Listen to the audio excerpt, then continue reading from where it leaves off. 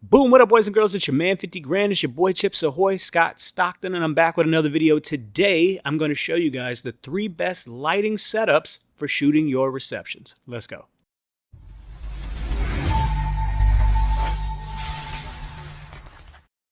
All right, we're in it. Let's get funky. I'm going to show you guys the 3 best lighting setups that you can do for receptions. And I'm talking about everything, and not just the dancing. We're talking about speeches, cake cutting, all that stuff at wedding receptions. But first, I want to tell you guys the one thing you should not be doing at receptions, and that is shooting with no flash and high ISOing it. Anytime you're shooting a wedding reception and you're just high ISOing it, obviously, you're going to get a lot of grain, and that's going to look bad. But the worst thing that you can have happen is that you can get all sorts of nasty white balance. You're going to have uplighting from the DJ. You could have different lighting from the venue, spotlights, all sorts of lights flickering and flying around. You know, the DJs have strobes and all that stuff. Your white balance is going to be so funky. So not only are you going to have grain throughout all the images, but you're also going to have nasty lighting, muddy white balance, skin tones looking crazy, and we don't want that. So right off the bat, do not be high ISOing your cameras at wedding receptions. Let's get some flash going. Okay, the first setup that you can do when shooting a wedding reception is using one light. Okay, the reason I like this setup, and a good friend of mine, Elmer at T&K Photo, he uses that. I'm going to be showing some images here. It puts a spotlight on the couple or whatever the subject is. It makes them the star, and it also can give you some nice drama, maybe a little bit of contrast in your images, and it looks really nice, really clean. This lighting technique especially works best, I think, if you have a team or if you're just used to moving around with one light, and you can do that. That's great. Elmer has a team for tnkphoto.com, and he's always got an assistant that can walk around with him. They keep the light high, angled down, and it's just a trained team, and that's why it works best for them. For me, I shoot the majority of my weddings by myself, so I have 2 other lighting setups I want to give you if you're like me and you shoot your wedding solo. Your next lighting setup is going to be a 2-light setup.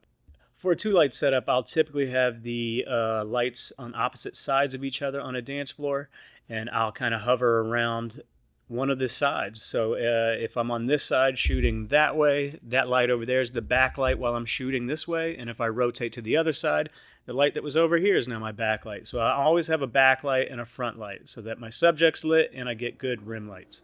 Now the method I use, because I roll solo, is I have 4 lights. So if we're picturing a dance floor, whether it's a square or a rectangle, I have a flash at each edge of the dance floor, a little bit pushed back. I have them raised up really high, angled down so that I'm not casting shadows on anybody. And the reason I have 4 lights is because I'm by myself and I'm running and gunning during a reception with one camera.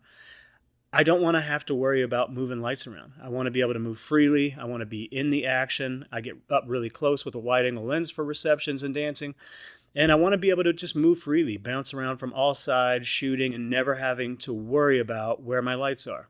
And when you have 4 lights like that that are all encompassing the dance floor and they're up high and angled down, your lighting is just always flawless. It's always soft. It's always beautiful.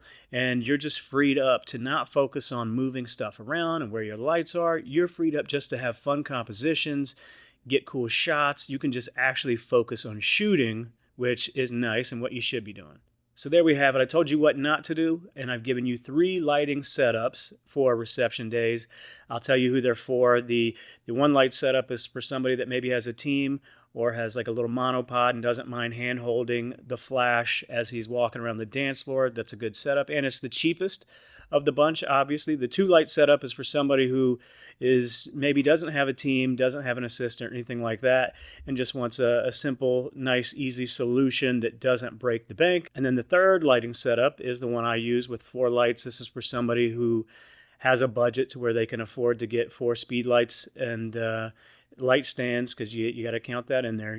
Light stands can get pricey if you got the big sturdy ones.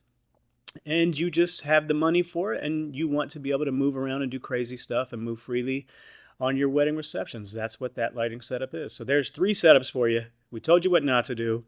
Hope you liked the video. Please comment, always subscribe. Yeah, tell me down below if my lighting setups were rubbish. If you have better ideas what your lighting setup is, let me know if this was helpful for you. Leave those in the comments, like and subscribe. And until next time, peace.